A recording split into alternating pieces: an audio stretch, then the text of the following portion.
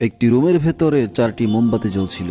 মোমবাতিগুলো একে অপরের সাথে তাদের নিজস্ব ভাষায় কথা বলা শুরু করলো। প্রথম মোমবাতিটি বলল, আমি শান্তি, কেউই আমাকে জ্বালিয়ে রাখতে পারবে না, আমি এখনই নিভে যাব।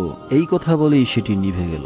দ্বিতীয় মোমবাতিটি বলল, আমি বিশ্বাস, শান্তি যেহেতু নেই তাই আমার আর জ্বলতে থাকার কোনো প্রয়োজন দেখছি না, আমি এখন নিভে যাব। কথা শেষ করার পর দ্বিতীয় মোমবাতিটিও নিভে গেল।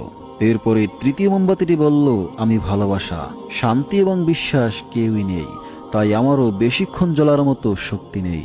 মানুষেরা আমাকে গুরুত্ব না দিয়ে একপাশে সরিয়ে রাখে। শুধু তাই না, ওরা প্রিয় মানুষগুলোকে পর্যন্ত ভুলে যায়। কথা শেষ করে তৃতীয় মোমবাতিটিও নিভে গেল।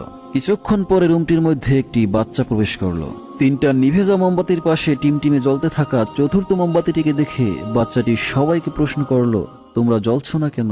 তোমাদের তো পুরোপুরি শেষ হওয়া না পর্যন্ত জ্বলা উচিত ছিল। তারপরে বাচ্চাটি কাঁদতে শুরু করলো। এরপরে 4 নম্বর মোমবাতিটি মুখ খুলল। সে বলল, ভয় পেও না, আমি যতক্ষণ আছি তুমি চাইলেই আমাকে দিয়ে আবারও বাকি মোমবাতিগুলোকে জ্বালাতে পারো। আমার নাম হচ্ছে আশা। বাচ্চাটি আশা নামের মোমবাতিটি দিয়ে একে একে বাকি মোমবাতিগুলোকে আবারও জ্বালালো।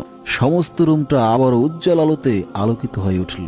প্রিয় দর্শক, হাজারো হতাশা, দুঃখ আর সমস্যার অন্ধকারে ডুবে গিয়ে আশা নামের আলোটিকে কখনোই নিভতে দেওয়া উচিত নয়। কারণ আশা না থাকলে আমাদের জীবন থেকে শান্তি, বিশ্বাস এবং ভালোবাসাও অন্ধকারে হারিয়ে যাবে।